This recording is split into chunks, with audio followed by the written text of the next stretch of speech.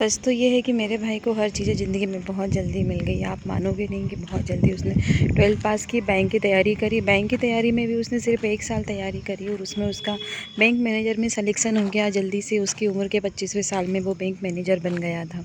इसके साथ ही उसकी 27 साल की उम्र में शादी हो गई। वो 30 साल की उम्र तक उसके पास घर, मकान, बाल बच्चे सारी चीज़ें थी। तब हम ये नहीं जानते थे कि उसको ये सब चीज़ें इसलिए फटाफट मिल रही है कि वो पूरी ज़िंदगी जी नहीं पाएगा। तब हम खुश होते थे कि हमारे भाई ने इतनी कम उम्र में ये सारी चीज़ें अचीव कर ली है।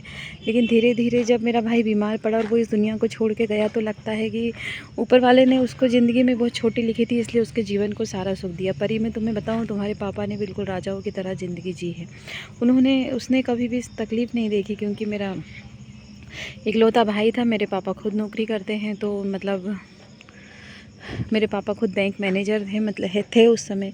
तो उन्होंने अपने बेटे को कभी कोई चीज़ों की कमी नहीं होने दी। इसके साथ में भी उन्होंने अपने उसको अच्छा पढ़ाया लिखाया। और कभी जैसे भाई की नौकरी लग गई, इसके बाद में भी पापा ने कभी कोई पैसे नहीं मांगे उनसे। भाई ने नौकरी करा तो सिर्फ़ और सिर्फ मेरे दम हाँफ रही है, क्योंकि जब मैं अपने भाई के बारे में बात करती हूँ तो मैं बहुत ज़्यादा इमोशनल हो जाती हूँ। मेरे भाई को किसी भी चीज़ की कमी नहीं होने दी। जब पूरी ज़िंदगी राजाओं की तरह रहा, जो सोचा उसने, जो चाहा वो चीज़ें उसने ली हैं। जब उसकी शादी भी करी तो हमने सिर्फ सुंदरता को प्राथमिकता दी। जो मेरी भाभी है, उनके माता पिता तो इतने गरीब थे कि उनके टीन के मकान थे, उनके पापा नौकरी करते थे और एक भाई का पुलिस में सिलेक्शन हुआ था, लेकिन वो किसी भी मामले में हमारे बराबर नहीं थे।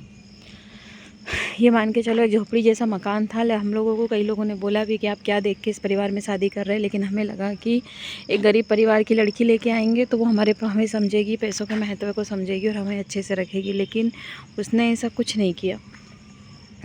शादी के बाद उसने पैसों का उसको घमंड आ गया। ये सब चीज़ें मैं अभी ये बताना चाहती हूँ, आज के दिन के लिए मैं ये बताना चाहती हूँ कि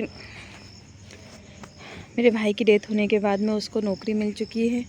नौकरी मिलने के बाद में उन पैसों के घमंड में वो चूर है और उन पैसों का अपने माता पिता के ऊपर वो खर्च कर रही है। भाई के जाने के बाद में उसको भाई की जगह पे नौकरी दिलाई। अभी वो असिस्टेंट मैनेजर है, वो जूनियर असिस्टेंट की पोस्ट पर है। उनको ग्रेजुएशन की डिग्री पूरी करवाई, उनकी सारी चीज़ें करी और नौकरी मिलते से उन्होंने अपने रंग बदल दिए। और जब भाई की डेथ के बाद मुझे पता चला कि रज्जन ने मेरे भाई ने अपने ससुराल में 26-27 लाख रुपए दिए, वो भी ऑन पेपर अकाउंट की डिटेल निकाली, तो हमें पता चला कि वो इतना पैसा उसने दिया हुआ है। और अभी मेरी भाभी को 90,000 रुपये महीना मिलता है, वो पैसा भी वो अपने मायके में दे रही है। आज मुझे ये पता चला कि इतने पैसे होने के बाद में भी अभी उनका जो एक छोटा सा भतीजा है 1.5 साल का, उसकी तबीयत ख़राब है, उसको शुगर हो गई है और उसको सुबह शाम इंजेक्शन लग रहा है। देखा जाए तो अगर मेरे भाई ने जिस नौकरी को जिस तरीके से उसने हासिल करी थी, दिन रात मेहनत करके पढ़ा था, वो नौकरी भाभी को बहुत आसानी से बहुत आराम से मिल गई, तो वो उस नौकरी की कीमत नहीं कर पाई और उस नौकरी से अपने मायके वालों को फ़ायदा दे रही है। तो वो पैसा वो भी लोग भी खर्च नहीं कर पा रहे, बल्कि वो तो इलाज में और दूसरी गलत जगह जो उसने हम पे कोर्ट केस कर रखा है उन पे खर्च हो रहा है। कमा तो रही है पर वो पैसे वो भी खर्च नहीं कर रही है। उनका बच्चा बीमार हो गया। एक छोटे से बच्चा बीमार होता है तो कई माँ बाप बुरा लगता है। आज उसके घर वालों को एहसास होगा, आज मेरी भाभी के भाई को एहसास होगा, जब खुद का बेटा बीमार है तब उसको पता चलेगा कि मेरे माता पिता के दिल पे क्या गुजर रही है, जिनका बेटा उनको छोड़कर चला गया है। आज भाभी को एहसास होगा कि कोई बीमार होता है तो कैसा लगता है। आज बहुत से लोगों को एहसास होगा। मैं किसी की बीमार होने से खुश नहीं हूँ, लेकिन बेटा मैं ये कहना चाहती हूँ कि वो हमारे तकलीफ़ को नहीं समझे। अगर भाभी के दोनों भाई उनको समझाते और उनको गलत रास्ते पे चलने से रोकते तो वो इतना आगे तक नहीं बढ़ती और हम पे पुलिस केस और इस प्रकार का कुछ भी गलत नहीं करती। उन लोगों ने सोचा हम सब कुछ खा लें, लेकिन मैं आपको एक बात बताऊं कि मेरे भाई की जो कमाई है वो बहुत मेहनत की कमाई थी, बहुत मेहनत की नौकरी थी जो इसको फ्री में मिली है। वो उससे बचेगी नहीं, ना इसके परिवार वालों को बचेगी।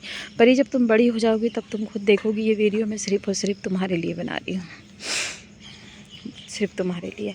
आई होप तुम अच्छी होगी। मुझे कहीं कहीं से पता चलता है कि तुम अच्छी हो, तुम हमारे बारे में बोलती हो कि हम बुरे हैं, लेकिन बेटा जब तुम बड़ी हो जाओगी तब तुम जान जाओगी कि हम लोग बुरे नहीं हैं, हम लोग आपसे बहुत प्यार करते थे।